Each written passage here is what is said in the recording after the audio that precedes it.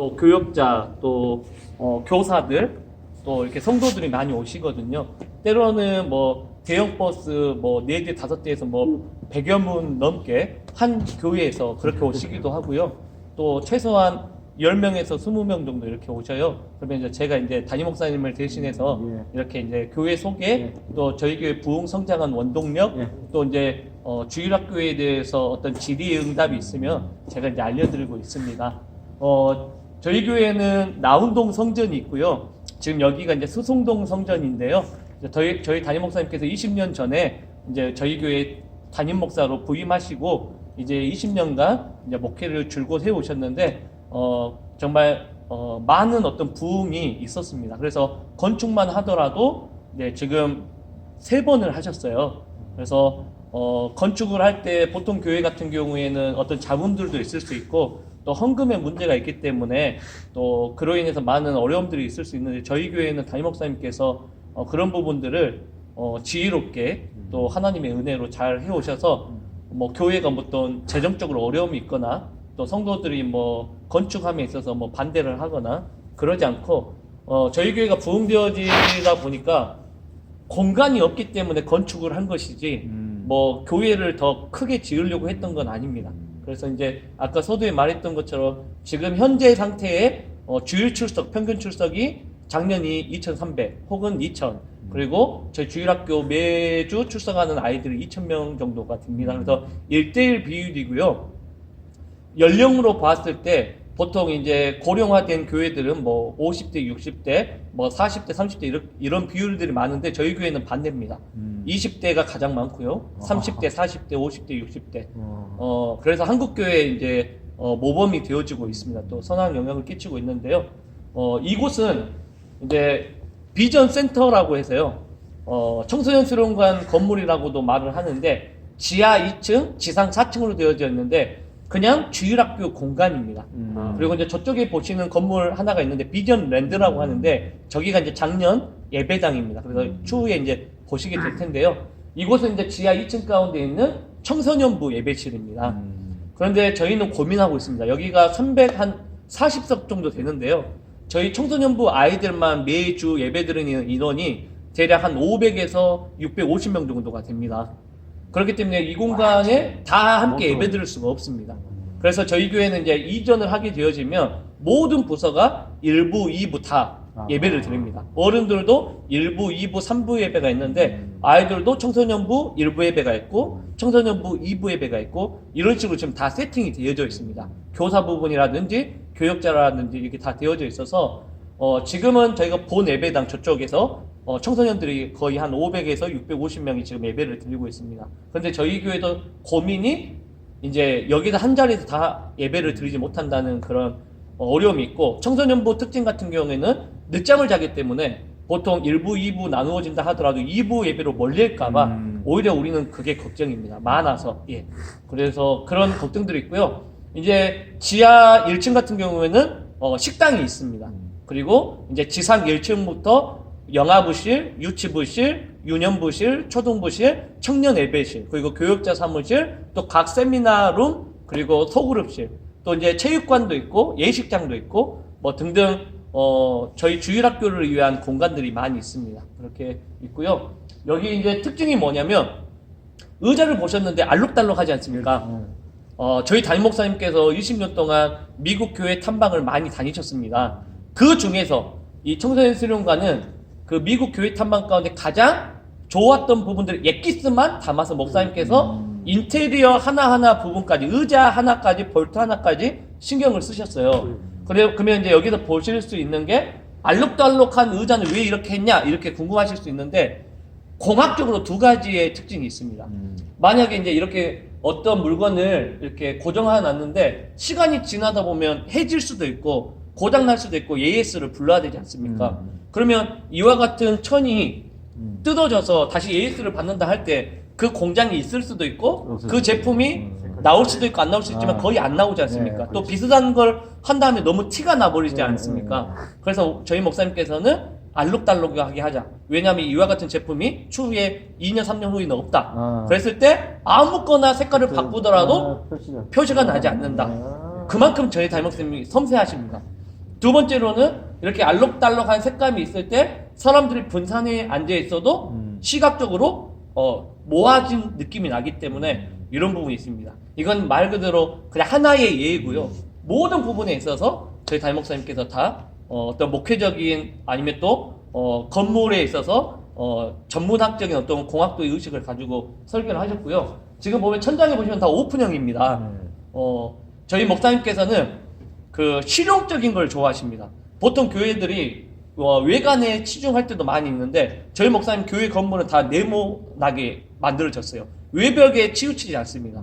그리고 실내를 효율적으로 짓는데 이제 오픈형으로 하고 그 대신 저희 교회는 스크린, 조명, 그리고 음향에 집중을 하고 있어요. 저희 교회의 특징이 뭐냐면 그 맥 프로젝트라고 해서요. 보통 교회들은 그냥 윈도우 컴퓨터 사용하는데 저희는 맥을 씁니다.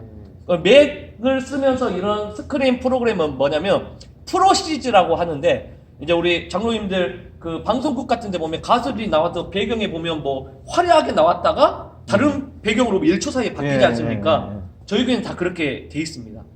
왜냐하면 보통 교회는 다 현수막 뭐 절기가 되면 추수감사주일, 성탄절 이렇게 현수막 붙이지 않습니까? 저희 목사님은 비효율적이라고 보시는 거예요. 바로 배경이 나와야 되고 또 예배 시간에 맞는 배경이 나와야 된다. 그래서 다 그렇게 돼 있어요.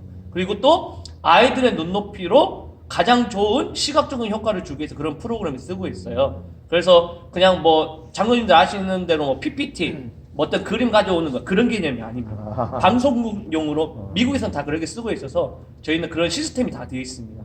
그래서 음향이라든지 영상이라든지 조명이라든지 이런 부분에 가장 심혈을 기울이고 있습니다. 그래서 그냥 건물은 다른 교회에 갔을 때와 달리 뭐 특별히 드러나는 거는 느끼지 못하실 수도 있는데 저희는 그런 건물보다는 그런 시스템에 저희는 그 중점을 두고 있습니다. 그렇게 되겠고요. 이제 올라가시다 보면 그 건물에 대해서는 그냥 제가 말씀드린 것처럼 볼 게 그렇게 없을 거예요. 그것보다는 이제 멀리서 오셨으니까 저희 교회 부흥의 원동력 5가지만 짧게 말씀드리도록 하겠습니다. 제가 알기로 부산 사직동 교회도 전통이 있고 또 대형 교회인 걸로 알고 있습니다.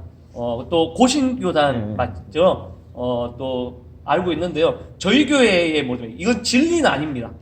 저희 담임 목사님께서 그동안 이와 같이 목회의 철학을 가지고 사역을 해서 저희 교회 나름대로 부흥되어진 원동력을 말씀드리는 거예요. 그래서 첫 번째는 뭐냐면 저희 교회가 부흥되어지는 원동력 첫 번째 담임 목사님의 목회 철학과 관심에 있습니다.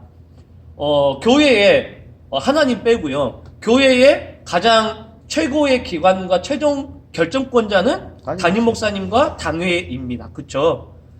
쉽게 말해서 저희 목사님께서 20년 전에 오셨을 때 전통적인 교회였습니다. 이 개복교회가 또 드림교회가 저 아시겠지만 개복교회에서 제가 나와서 개복동교회 그 이후에 이제 드림교회로 되어졌는데요. 옛날에 저희 합동교단 가운데 10계명 변조 사건이라는 어떤 사건이 있어서요. 그 사건으로 인해서 이제 분리가 되어졌는데 중요한 것은 저희 교회 왔을 때 담임 목사님 부임했을 때 전통적인 교회. 전통이라고 하면 두 가지 측면이 있는데 첫 번째로는 전통. 그만큼 교회의 역사가 있고 또 이 지역사회에 큰 영향을 끼쳤다라는 긍정적인 측면이 있는데 부정적으로 말하면 장로님들 앞에서 좀 말씀하기 좀 그렇지만 꼰대라는 거죠. 변화를 두려워한다라는 거죠. 또 자기들이 알고 있는 지식과 자기들의 철학이 그냥 고정관념으로 있다는 거죠.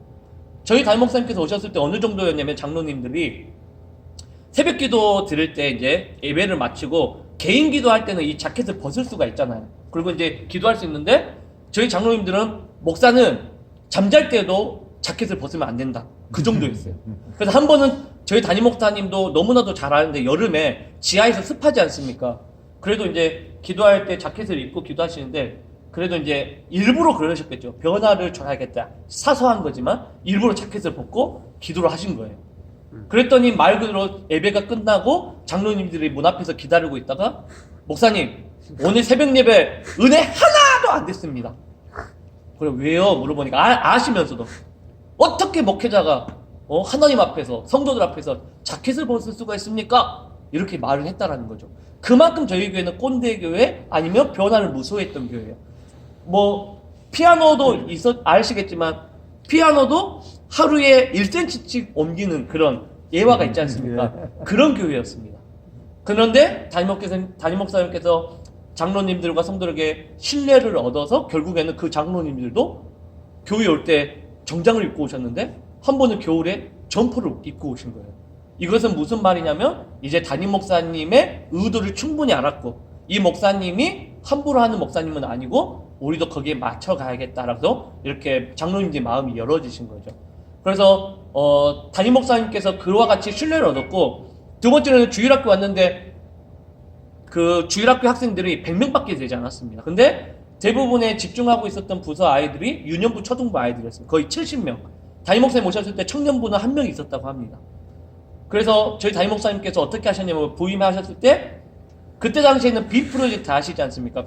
그 투명한 종이에다가 그 글씨 써서 빛을 반사시켜서 할 때 그때 본당에서 그걸 사용할 때 저희 담임 목사님 부임하셨을 때 바로 지하에다가 빔 프로젝트, 지금으로 말하면 이런 프로젝트죠. 그때 당시 20년 전이니까 한 1,000만 원, 싼 것도 중고로 700만 원 정도 되는데 목사님께서 당회에 정말 부탁을 해서 그것을 설치해 줬다고 합니다. 이게 어떻게 보면 주일학교에 대한 그 관심이고 철학이겠죠. 또 담임 목사님 부임하셨을 때 부교육자가 딱 한 명이 있었는데 이 부목사 담임 목사님께서 어떤 일을 시키려고 하는데 안 보이는 겁니다. 왜냐하면 촬영은행 가 있지, 또 신방 가 있지, 주일학교 사회 가지, 심지어 사찰 역할까지 해야 되니까 담임 목사님보다 너무 바쁜 거예요. 그래서 담임 목사님이 어떻게 하셨냐면 그 다음에 파트 차량 운영하는 기사를 뽑은 거예요.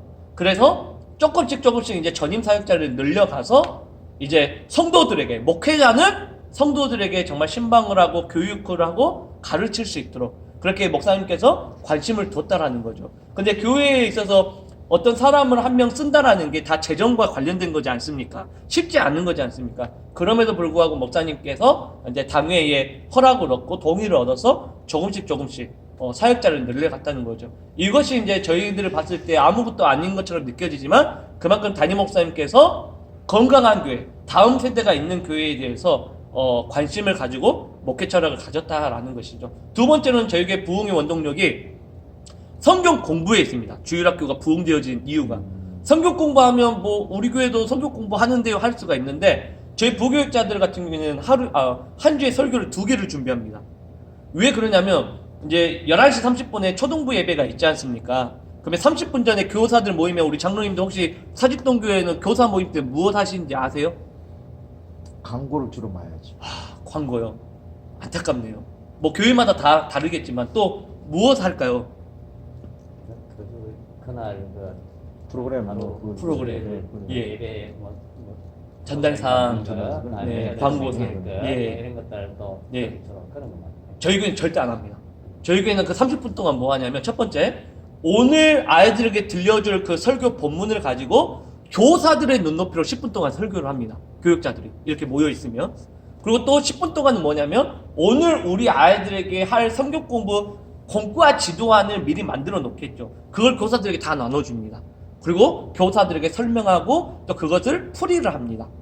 그리고 나서 10분 남잖아요. 그 10분 가운데 5분은 오늘 예배를 위해서 뜨겁게 기도합니다. 그리고 나머지 5분은 아까 말씀하신 것처럼 오늘 예배를 위한 전달사항을 광고하고 이제 바로 교사들이 다 아이들을 맞이하고 예배가 시작되어집니다. 그러면 오늘 그 교사 모임 때 첫 번째 아까 설교 말씀을 들었어요. 또 공과지도안을 했어요. 그러면 또 예배 시간에 또 그 담당 부서의 목사의 설교를 들을 거죠. 또 만약에 설교 공과지도안을 가지고 집에서 미리 준비해 왔으면 또 자기 것이 있으니까 네 번 했던 거죠. 그리고 나서 이제 공과 시간에 정말 그 본문에 대한 오늘 하나님께서 들려주고자 하는 그 메시지를 가지고 아이들에게 전달하는 거예요. 저희 담임 목사님이 제일 싫어하는 게 성경 동화 이야기 하지 말라고 합니다.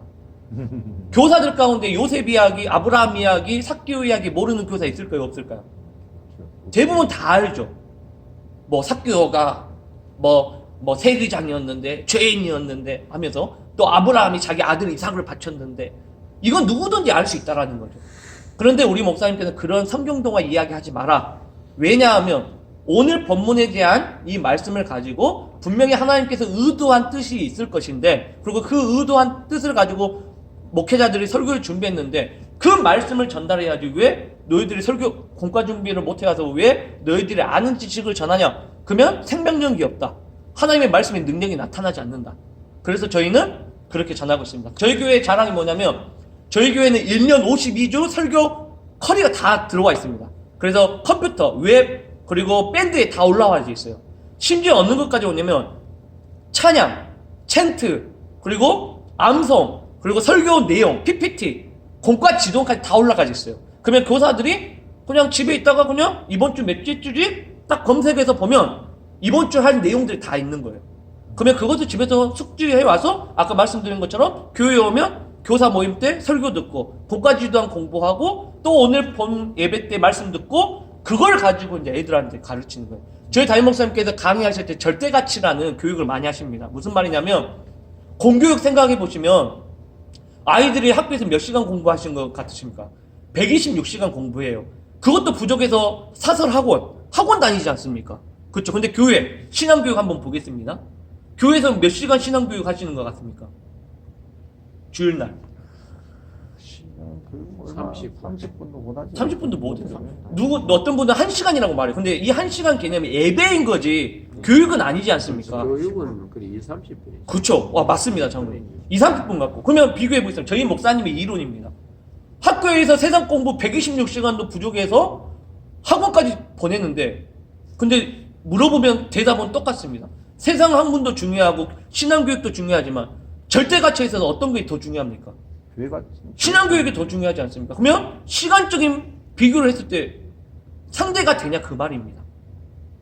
상대가 되지 않습니다. 신앙교육 그 20분 30분 갖고 얘들을 변화시킬 수 있을까요? 예수님의 제자로 만들 수 있을까요? 그렇게 시간을 가지고 할 수 있는 것은 딱 한 가지밖에 없습니다. 준비입니다. 생명 걸고 목숨 걸고 말씀을 준비해야 된다는 게 우리 목사님의 이론입니다. 특별히 이제 고신교단에서 왔기 때문에 더 잘 아시지 않습니까? 말씀이지 않습니까? 고신교단. 말씀을 준비해야죠. 저희 교회 많은 교회들이 드림교회 어떻게 해서 부흥되어졌냐 옵니다. 다 프로그램 배우려고 옵니다. 그리고 어떤 교재를 쓰는가, 교회가 어떻게 좋은가, 아니면 교회가 크기 때문에 몰려오는 거 아닌가. 저희 교회 잘못 오신 거예요. 저희 교회는 본질입니다. 말씀, 기도, 전도합니다. 여기에 승부를 걸기 때문에 저희 교회는 부흥될 수밖에 없는 겁니다. 저희 담임 목사님 목회 철학이 이겁니다. 이 건물을 보여주는 이유는 이따가 이제 나운동 성경 가시면 볼 수 있지만 저희 담임 목사님께 늘 이걸 다 보여주고 끝에 꼭 말하라고 하는 게 있습니다. 저희 교회가 처음부터 이렇게 부흥된 건 아닙니다. 꼭 전달하라고 하는 거죠. 왜요? 우리 교회가 처음부터 이런 교회였으면 우리가 뭐 내세울 게 하나도 없겠죠. 근데 작은 교회였습니다. 그래서 담임 목사님께서 하나님의 은혜를 입고 또 목회 철학을 가지고 이렇게 말씀, 기도, 전도 사역에 집중했기 때문에 이와 같이 부흥되어진 거예요. 그렇기 때문에 저희는 자랑스럽게 이렇게 자랑할 수가 있는 것이죠. 그래서 성경 공부에 있다라는 거 가장 중요합니다. 그래서 저희 교육자들은 그래서 예배가 끝나면 또 교사들 모임을 할 거지 않습니까? 그때 또 뭐 하냐면 다음 주 할 설교를 또 교사들에게 전달을 합니다. 그리고 나서 또 다음 주 설교 공과 지도안을 주면서 준비해 오라고 합니다. 그리고 또 10분 동안 뜨겁게 기도하고요. 저희 교회에서는요, 그 부서마다 회의하시죠, 회의. 어떤 행사 있으면 회의하시고, 그러면 교사들 전체 다 모이시죠. 회의는 저희 교회에서는 누가 하냐면, 교역자, 부장, 부감 딱 3명만 합니다. 저희 목사님 이론 가운데 뭐냐면, 회의는 회의감을 낳는다라는 표현을 쓰세요. 회의는 회의가 길어지면 길어질수록 회의감만 낳는다라는 거예요. 회의를 오래 하면 오래 할수록 분쟁만 나고 싸움만 나고 의견이 하나로 안 모아진다라고 해요. 그러면 이 회의의 리더는 누구냐? 바로 부장, 부감, 교역자 3명 모여서 의논해서 그것을 그냥 교사들에게 역할 분담만 시키면 된다라는 거예요. 그래서 저희는 뭐 회의하러 따로 많이 만나가는 모임하지 않습니다. 오히려 그 시간에 교역자들은 말씀 기도 준비하고 전도하러 나갑니다. 교사들도 그 역할 분담을 가지고 전도하는 일에 또 아니면 준비해야 되는 일에 신경을 쓴다는 거죠. 이 회의 비효율적인 비본질이지 않습니까? 우리 교회는 본질은 말씀 기도 전도지 않습니까? 이 비본질에 대해서 저희는 절대로 뭐 싸우지 않습니다. 오히려 비효율적인 거예요. 그래서 저희는 회의는 오래 하지 않는다. 이것이 이제 오히려 성경 공부에 목숨을 건다라는 겁니다. 세 번째 부흥의 원동력이 있는데요. 이거는 뭐냐면 바로 교사들의 헌신에 있습니다. 교사들의 헌신. 우리 장로님 잘 아시지만 어떤 모임을 가든지 간에 소수적 창조라는 말이 있습니다. 이게 무슨 말이냐면 어떤 모임을 가든지 간에 리더 2명만 있으면 그 모임은 이끌어 가진다는 거예요. 그러면 나머지 8명은 따라간다라는 거예요. 그래도 그 모임은 이루어질 수밖에 없다라는 거죠. 그러면 이것이 회사에서도 마찬가지죠. 일 잘하는 사람 2명만 있으면 그 회사는 움직여지는 거예요. 또 어떤 교회에 있어서도 정말 장로님들 가운데 열심히 있는 장로님 2명만 있어도 교회는 움직여진다는 거예요. 교회도 마찬가지라는 거예요. 부서에서도 선생님들 다 열심히 할 것 같지만 다 아니잖아요. 거기서 정말 2명의 헌신된 자들만 있으면 이끌어 가진다는 거예요. 근데 우리 드림교회는 이 소수적 창조가 어느 비율이냐면 최소한 6대4 비율이에요. 많게는 7대3 비율이에요.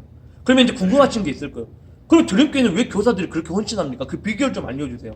이것이 아까 제가 서두에 말씀드렸던 건 두 번째 이유와 연결되는 겁니다. 말씀의 은혜 받기 때문이에요. 교사들이.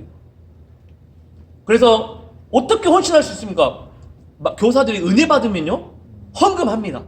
또 오지 말라고 해도 자발적으로 나와서 전도합니다. 또 얘들 관리 은혜 받으면 합니다.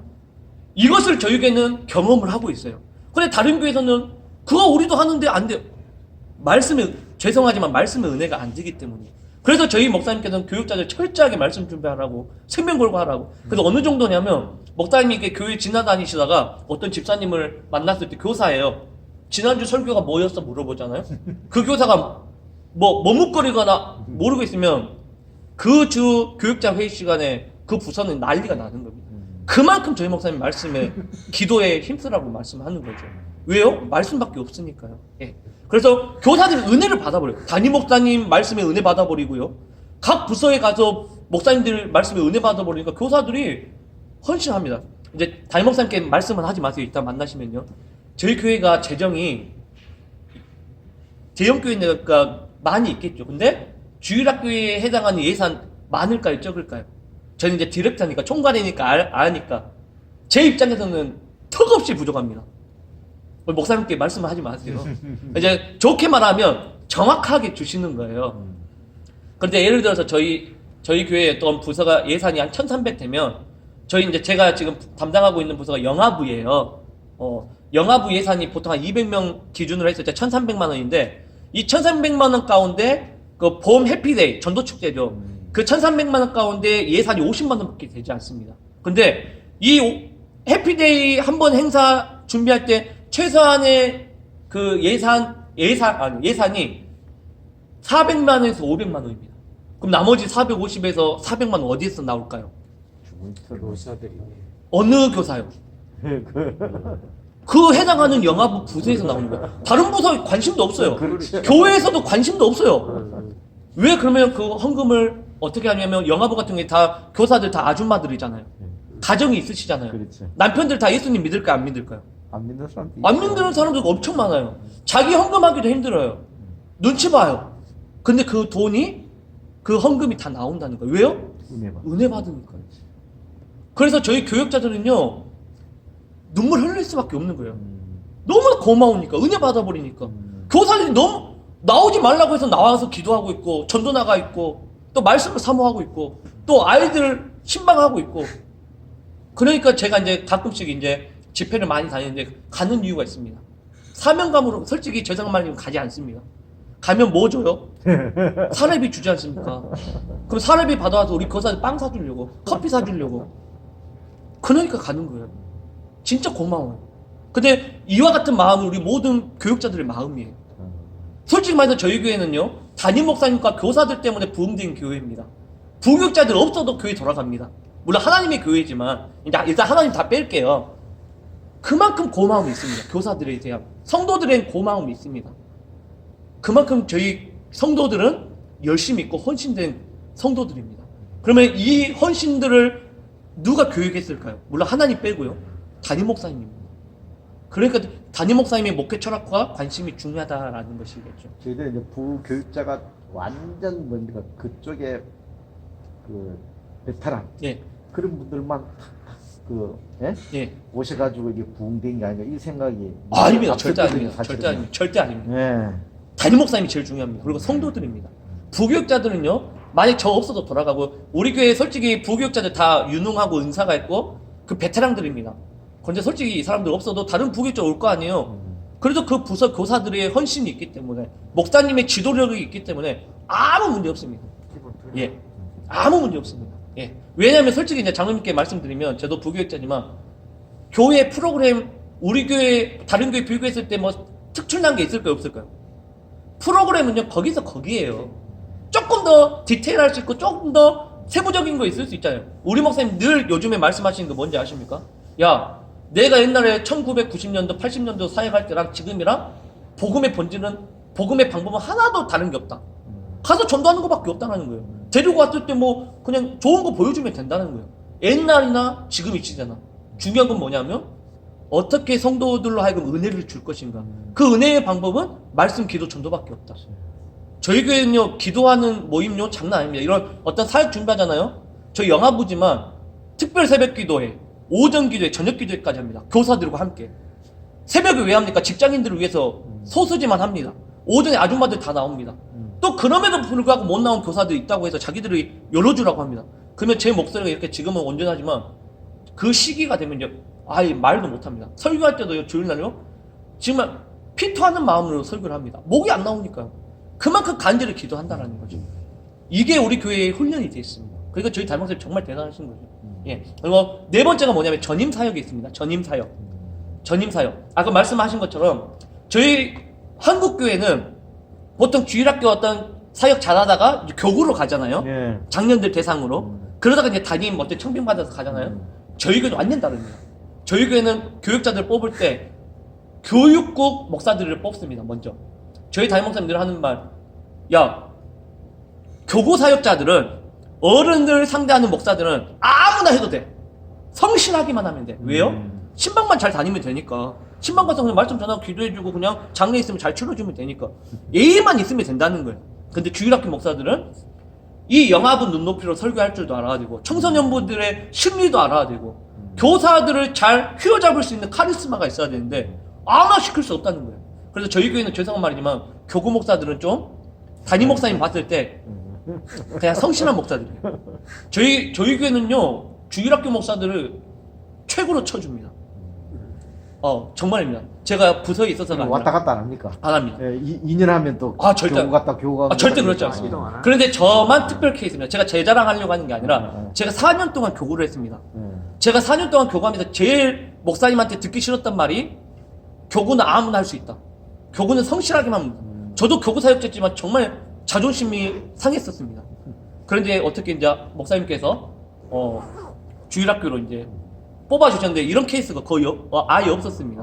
그리고 그런 사람임에도 불구하고 이제 교육국 총괄을 맡겼다는 것은 제 자신에 있어서 뿌듯한 어떤 자존감이 있습니다. 아무튼 저희 교회는 교구 목사들은 그냥 쉬운 사람들.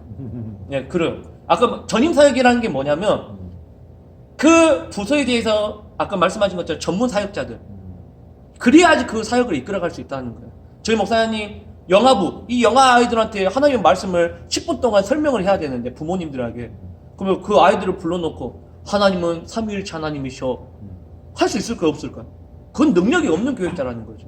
예. 그래서 저희는 각 부서마다 은사 있는 교육자들을 뽑습니다. 네. 그래서 이 목사들이 또 이제 혹시나 자기 어떤 그 성실하지 못할 수도 있잖아요. 너무 이제 한 곳에 고착화되면. 그렇죠. 그래서 주일학교 안에서 목사님이 늘 긴장감을 주려고 바꿀 수도 있습니다. 그런데 왜 이게 되냐면 아까도 말씀드렸지만 저희 교회는 부교육자들이 바꿔진다고 해서도 만약 제가 영업일 때 유치부 가잖아요. 그럼 영업부 문제 있을까요? 없을까요? 없지. 아무 문제 없어요. 왜냐하면 1년 52주 커리큘럼이 다 있단 말이에요. 심지어 저희는 3년 커리큘럼이 있습니다. 그러니까 그냥 담당하는 목사가 그냥 딱 오면 그 계획서가 다 있습니다. 그냥 그대로 하면 되는 거예요. 그러니까 저희 교회는 부흥될 수밖에 없습니다. 그리고 이제 마지막 5번째는 뭐냐면 교육에 있습니다. 교육. 교육은 뭐냐면 보통 교사들 시키지 않습니까? 주일학교. 그러면 처음에는 꼬실 때는 우리 한번 와줘요. 뭐 힘든 일 안 시킬게요. 그냥 자리만 지켜주세요. 근데 교사 한다고 딱 지원하고 와보면 어떻습니까? 왜 반신방 안 해? 왜 애들의 출석이 이 모양이 뭐야? 또 왜 기도회 안 나왔어? 왜 전도 안 나와? 어떻게 오히려 교사들을 갈구기 시작합니다.